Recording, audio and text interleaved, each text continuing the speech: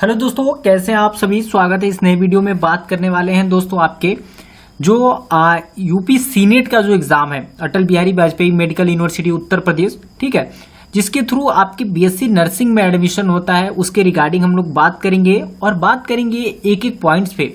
देखिए, बहुत सारी इन्फॉर्मेशन है जो आपको नहीं मिल रहा है। यहाँ पे मैं बात करूंगा, शुरू करूंगा कि आपकी जो फॉर्म एप्लीकेशन फॉर्म स्टार्ट हो चुकी है उसको कैसे भरना है, ठीक है, क्या डेट रहने वाली है, और सबसे मेजर कि कौन इसे भर सकते हैं, क्या एज क्राइटेरिया है, जो आपका यहाँ पे ओबीसी या एससी एसटी ये सारी सर्टिफिकेट्स मांग रहे हैं वो किसके द्वारा इशू होना चाहिए, साथ ही आपकी क्वालिफिकेशन क्या होनी चाहिए, कि कौन कौन से बोर्ड से जो है कि आप इस फॉर्म को भर सकते हैं, ये सारी चीजें किस किस जो है कि यूनिवर्सिटी में इस चीज की पढ़ाई होती है, सब चीज के बारे में बात करेंगे। क्या आपका एप्लीकेशन फी रहने वाला है ओबीसी के लिए, जनरल के लिए, ईडब्ल्यूएस के लिए, एससी एसटी के लिए, पीडब्ल्यूडी के लिए क्या यहाँ पे फी रहने वाला है, हर एक चीज के बारे में सबसे पहले मैं यहाँ पे कंप्लीट डिटेल्स में आपको इन्फॉर्मेशन दूंगा। तो वीडियो में आप लास्ट तक बने रहें। और ये फॉर्म आप दोस्तों याद रखेंगे कि एक ही बार भर सकते हैं, इसको करेक्शन विंडो का यहाँ कोई ऑप्शन नहीं है। अगर आप गलती कर देते हैं तो इसमें आप करेक्शन विंडो आपको नहीं मिलेगा और आप जो है कि यहाँ पे अपने एग्जाम से भी बाहर हो सकते हैं। तो आप जो है कि अच्छे प्रकार से भरेंगे।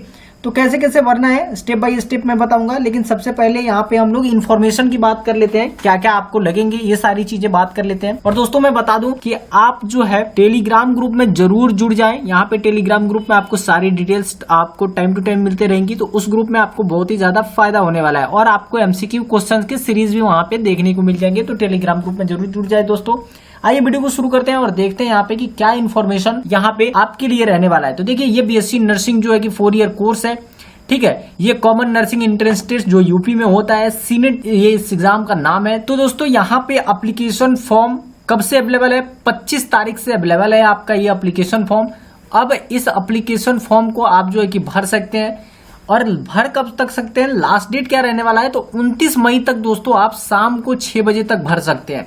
तो 29 मई आपकी लास्ट डेट रहने वाली है, तो अब ज्यादा समय भी नहीं बचा है, तो इसको आप टाइम से भर लें। एडमिट कार्ड कब आपका मिल जाएगा दोस्तों, तो 5 जून को दिया है यहाँ पे आपका एडमिट कार्ड मिल जाएगा। इस चीज को ध्यान में रखेंगे कि यहाँ पे करेक्शन विंडो नहीं मिला है दोस्तों। आपको फॉर्म अच्छे प्रकार से भरना है, अगर गलती हो जाती है तो इसमें कोई सुधार करने का मौका नहीं दिया जाएगा, ठीक है। इंट्रेंस एग्जामिनेशन की अगर बात कर ले दोस्तों, तो 14 जून को आपकी जो है कि डेट मिल चुकी है आपके एग्जामिनेशन की। प्लेस ऑफ एग्जामिनेशन की बात कर ले तो to be intimated on admit card, आपको एडमिट कार्ड पे बताया जाएगा कि आपका कौन से यहाँ पे जो है कि सिटी में आपका पेपर गया हुआ है, कहाँ पे आपको जाके देना है। ये फुल्ली ऑफलाइन बेस पे इसका एग्जाम जो है कि कंडक्ट करवाया जाता है। डेट ऑफ डिक्लेरेशन रिजल्ट की बात कर ले तो इसको वेबसाइट पे अनाउंस किया जाएगा। ये ओवरऑल आपके मेजर्स जो इंपॉर्टेंट डेट थे इसको हमने कवर कर लिया।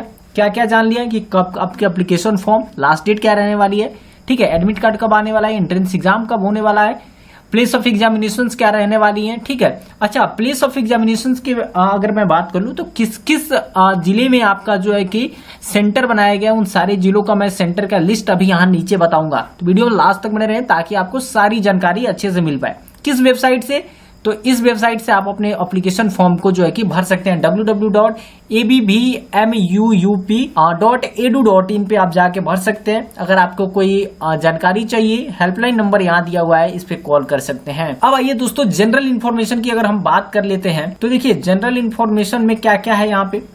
तो जनरल इन्फॉर्मेशन में दोस्तों आपको Atal Bihari Vajpayee medical university UP Lucknow is conducting the common nursing entrance test CNET for admission to BSc nursing course 4 year for academic session 2024-25 for all government and private nursing college affiliated to ABVMU। अच्छा, एक चीज आप ध्यान में रखेंगे कि आपको government से करना हो या प्राइवेट से, आपको इस एग्जाम को देना ही है। दूसरी चीज यहाँ पे कि जितने भी गवर्नमेंट कॉलेज है, ठीक है, और प्राइवेट नर्सिंग कॉलेज है जो कि किससे, ABVMU से एफिलिएटेड है, उन सारे के लिए इस एग्जाम की जरूरत पड़ेगी। दूसरा SPGI जो आपके लखनऊ में है, KGMU, ठीक है, उसके बाद किंग जॉर्ज मेडिकल यूनिवर्सिटी जो है, इसके बाद RMLIMS लखनऊ में है, ठीक है, UPUMS सैफई में है ये, और LLRM मेरठ, ये जो यूनिवर्सिटीज का लिस्ट यहाँ पे दिया गया है, ठीक है, इन सारे जगह पे बीएससी नर्सिंग की पढ़ाई होती है और इसके लिए ये इस एग्जाम को कंडक्ट करवाया जा रहा है। यहाँ पे दिया हुआ है पहला कि all admission in BSc nursing course in the above institute और university for academic session 2024-25 will be done through the common nursing entrance test CNET only. ठीक है, तो अगर इस यूनिवर्सिटी में या जो भी यूनिवर्सिटी ABVMU से एफिलिएटेड है उस यूनिवर्सिटी में अगर आप एडमिशन लेना चाहते हैं बीएससी नर्सिंग में, तो आपको ये इस एग्जाम को देना जरूरी है। अब देखिए सेंटर्स की बात कर ली, बहुत ही इंपॉर्टेंट है कि आपका सेंटर कहां कहां जा सकता है। तो यहाँ पे देखिए आपके 19 सेंटर बनाए गए हैं दोस्तों। पहला आगरा है, ठीक है, अलीगढ़ है, अयोध्या है, आजमगढ़, बरेली, बस्ती, बांदा, गाजियाबाद, गोंडा, गोरखपुर, झांसी, कानपुर, लखनऊ, मेरठ, मिर्जापुर, ठीक है, इसके बाद मुरादाबाद, प्रयागराज, सहारनपुर और वाराणसी। ठीक है, ये जो है ये आपके एग्जामिनेशंस के सिटी बनाए गए हैं। यहाँ पे आप जो है जाके अपनी एग्जामिनेशंस को दे पाएंगे, आपके फॉर्म में इस चीज को भरने का ऑप्शन आएगा। ठीक है, इसके बाद दे रहा है कि entrance test will be conducted in offline mode and will be bilingual. देखिए इस एग्जाम को जो है कि आपको पेन और पेपर मोड पे देना होगा और ये एग्जाम के जो क्वेश्चंस आएंगे वो बाइलिंगुअल आएंगे, यानी हिंदी और इंग्लिश दोनों ही माध्यम में आपको देखने को मिल जाएंगे दोस्तों। Application form should be fill through online mode only.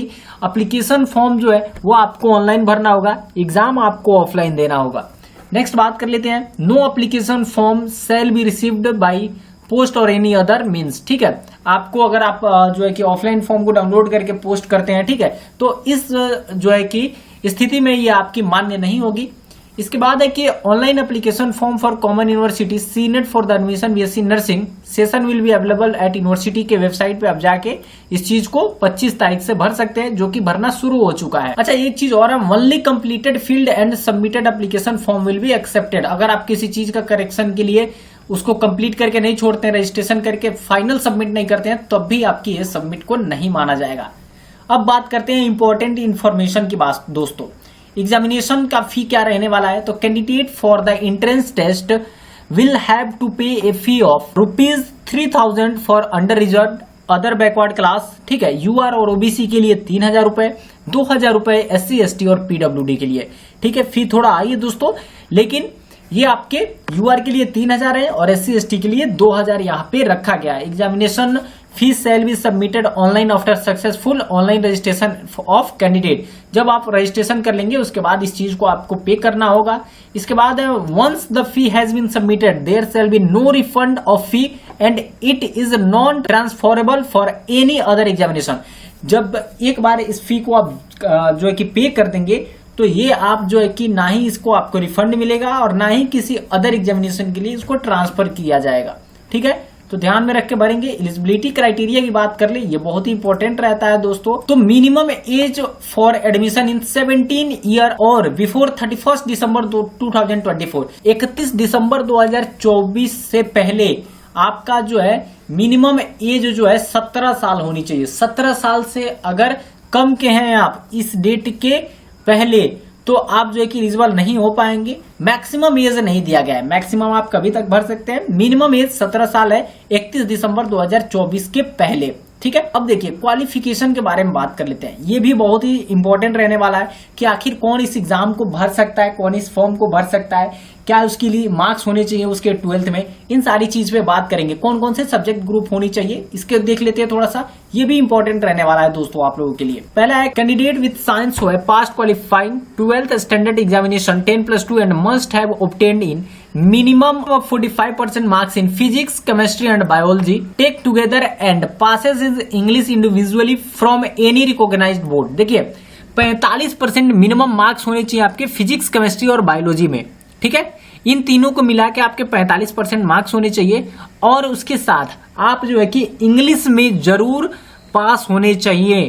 ठीक है, आपका इंग्लिश कंपलसरी है, इंडिविजुअली आप इंग्लिश में भी पास होने चाहिए। दूसरा है in respect of candidate belonging to SC ST OBC the mark obtain in physics, chemistry and biology take together shall be 40% instead of 45% for general category candidates. देखिए यहाँ पे है कि अगर आप SC ST और OBC से हैं तो दोस्तों आपके लिए 40% मार्क्स इन तीनों को मिला के होने चाहिए। जनरल के लिए 45% ये मार्क्स जो है कि रहने वाला है। English is compulsory subject in 10+2 for eligibility for admission in BSc nursing. देखिए इस बात को ध्यान में रखेंगे कि आपका मस्ट है कि आपके जो सब्जेक्ट ग्रुप है उसमें इंग्लिश कंपलसरी रहना ही है, ठीक है। अगर इंग्लिश नहीं है तो आप जो है कि एलिजिबल नहीं हो पाएंगे दोस्तों।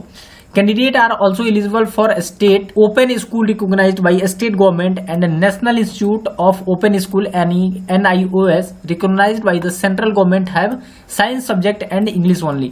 अगर आप जो है कि ओपन स्कूल बोर्ड जो होता है, ठीक है, स्टेट ओपन स्कूल का जो बोर्ड होता है जो NIOS है, national institute of open schooling, इससे भी अगर आपने कर रखा है तो आप जो है कि एलिजिबल है इसके लिए, ठीक है। इसके बाद दिया है कि कलर ब्लाइंडनेस अगर कैंडिडेट है वो भी एलिजिबल है इसके लिए, ठीक है। उसके बाद जो है कि इसकी जांच वगैरह होगी अगर कोई कलर ब्लाइंडनेस के जो है कि कैंडिडेट है, ठीक है। रिजर्वेशन पॉलिसी की बात कर ले दोस्तों तो यहाँ पे दिया हुआ है, रिजर्वेशन पॉलिसी में हम लोग नहीं जाएंगे, थोड़ा नीचे डायरेक्ट चलते हैं। जो इंपॉर्टेंट है उसके बारे में देख लेते हैं। अब यहाँ पे इंपॉर्टेंट है आपका caste certificate issue only by the competent authority, tehsildar या SDM, ठीक है। तहसीलदार या SDM जो उत्तर प्रदेश के हैं उनके द्वारा ही इशू होना चाहिए।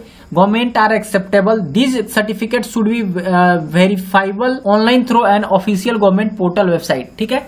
ये जो है कि वेरीफाई होना चाहिए। EWS quota of the 10% may be admissible as per the directives of UP government from the time to time.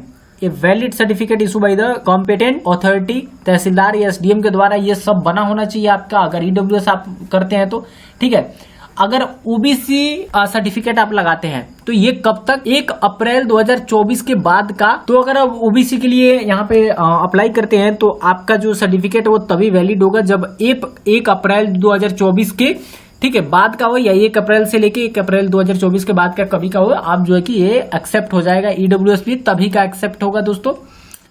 इसके बाद जो है कि यहाँ पे एडमिशन के रिगार्डिंग दिया है कि candidate must be domicile of Uttar Pradesh. यहाँ पे सिर्फ उत्तर प्रदेश के लोग जो है कि इसको भर सकते हैं। Candidate is having the domicile certificate of Uttar Pradesh issued from a competent authority और candidate has pass 10th and 10+2 intermediate both board examination from Uttar Pradesh. आप उत्तर प्रदेश से अपनी 10वीं और 12वीं दोनों ही परीक्षा पास आउट अगर किए हैं तब आप इस चीज में एलिजिबल होंगे, ठीक है, अन्यथा आप एलिजिबल नहीं होंगे, ठीक है। तो ये कुछ इंपॉर्टेंट आपका जो है कि यहाँ पे डेट्स थे, ठीक है, इंपॉर्टेंट पॉइंट्स थे जो जरूरी थे आपके लिए। और instruction of the candidate for filling online application form, ये आपको सेकंड वीडियो मिलेगा क्योंकि वो वीडियो बहुत ही बड़ा होने वाला है, तो इसको मैं एक अलग वीडियो में लेके आऊंगा ताकि आप जो है कि अच्छे प्रकार से समझ पाए, ठीक है दोस्तों। तो आशा करता हूं कि वीडियो आपको अच्छी लगी होगी। अगर अच्छी लगी तो एक लाइक जरूर करें, साथ ही चैनल को सब्सक्राइब कर ले दोस्तों, ताकि ऐसे ही इन्फॉर्मेशनल वीडियो आपको टाइम टू टाइम मिलते रहे, ठीक है दोस्तों। मिलते हैं अगले अपडेट के साथ। जय हिंद, जय भारत।